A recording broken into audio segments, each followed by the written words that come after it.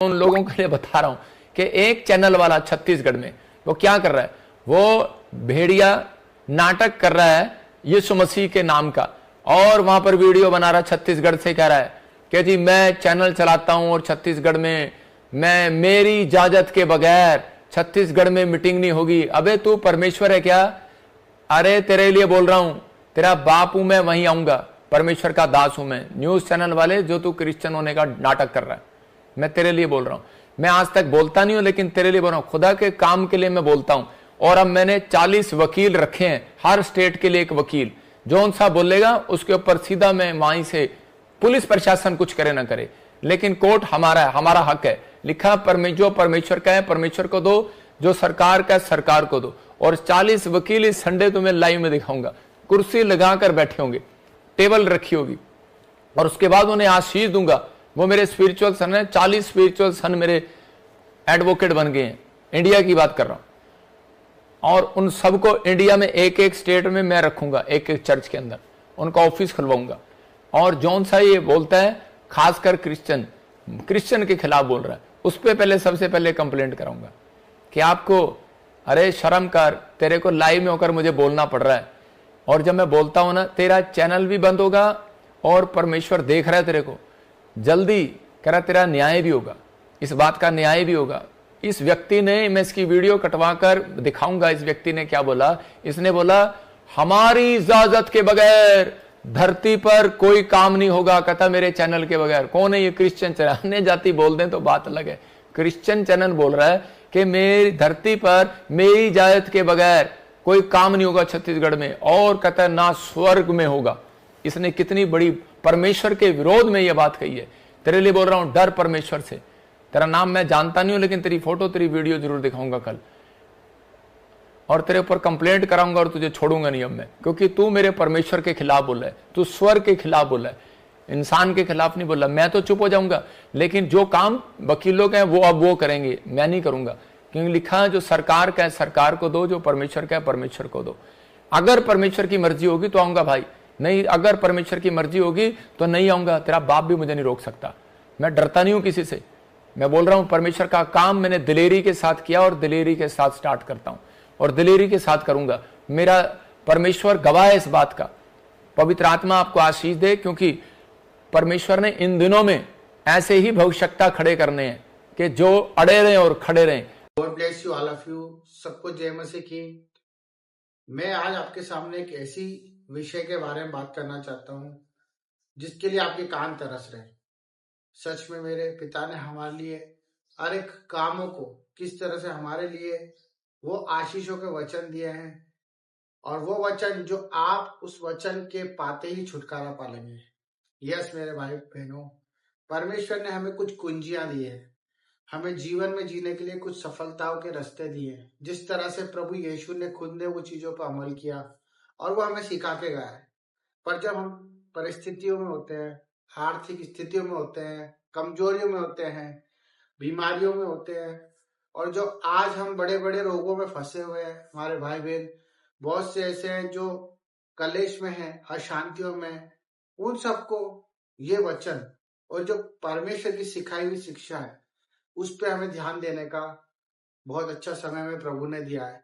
अगर आज आप इस चीज को समझ पाएंगे तो मैं बता रहा हूं मेरे भाई बहनों, आप अपनी गवाही लेके परमेश्वर के सामने बहुत जल्दी खड़े होने वाले हैं। और वो सब चीजें क्यों हैं? आज आपके ऊपर सबसे पहले आपका क्या राज्य होना चाहिए, आपके ऊपर क्या प्रभु का प्यार है, क्या आपके ऊपर आज शैतान की हुकूमत है। ये हमें जानना बहुत जरूरी है कि जब हम मसीह में हैं, जब हम परमेश्वर के वचन को पढ़ रहे हैं, परमेश्वर के वचन को जान रहे हैं, उसके बाद भी क्या आप दुख उठा रहे हैं, उसके बाद भी आप तकलीफों में हैं क्या, ये हमें जानने का विषय है। तो मैं आपको यही बताना चाह रहा हूं कि जो लोग आज परेशानियों में हैं और जो भटक रहे हैं अभी भी, जो ये सोचते रहते हैं कि हम यहाँ जाएंगे तो हम चंगे हो जाएंगे, हम इस पास्टर के पास जाएंगे, हम वहां जाएंगे, या कहीं भी हम सोचते रहते हैं कि हम इस तरह से अपनी चंगाई पालेंगे, ऐसा कभी नहीं होगा। ये ऐसा हम छुटकारा पालेंगे, ऐसा कभी नहीं होगा। आज आप उस वचन के ऊपर गौर करें जो परमेश्वर ने हमें दिया है। मैं आपको वचन पढ़ के सुनाता हूँ। उसके बाद मैं आपको बताऊंगा कि आपकी चंगाई कहाँ है, आपका छुटकारा कहाँ है और आपको किस तरह से परमेश्वर ने सिखाया और क्या कहा, जिस पर आप अमल करें और अपनी जिंदगी से आजाद हो जाए, जो परमेश्वर यीशु चाहता है, जो पिता चाहता है कि उसके बच्चे स्वतंत्र हैं और जिसके कारण ही यीशु मसीह ने दुख उठाया। तो हमें सबसे पहले जानना है कि आज हमारे जीवन में क्यों उथल पुथल है और क्यों परेशानी आ रही है। तो उसके लिए मैं सबसे पहले आपको एक वचन पढ़ के सुनाता हूँ। वो वचन है मरकुस 11:22 और वो वचन इस प्रकार हमें कहता है कि यीशु ने उत्तर दिया कि परमेश्वर पर विश्वास रखो। यीशु ने उत्तर दिया कि परमेश्वर पर विश्वास रखो। मैं तुमसे सच सच कहता हूं, जो कोई इस पहाड़ से कहे कि तू खड़ जा और समुद्र में जा पड़ और अपने मन में संदेह ना करे, वरन प्रतीति करे कि जो कहता हूं वह हो जाएगा, तो उसके लिए वही होगा। हालेलुया। परमेश्वर ने हमसे ये प्रतिज्ञा की है कि जिस तरह पतरस के साथ जब वो जा रहे थे और उन्होंने अंजीर के पेड़ की तरफ श्राप किया था और वो सूख गया था।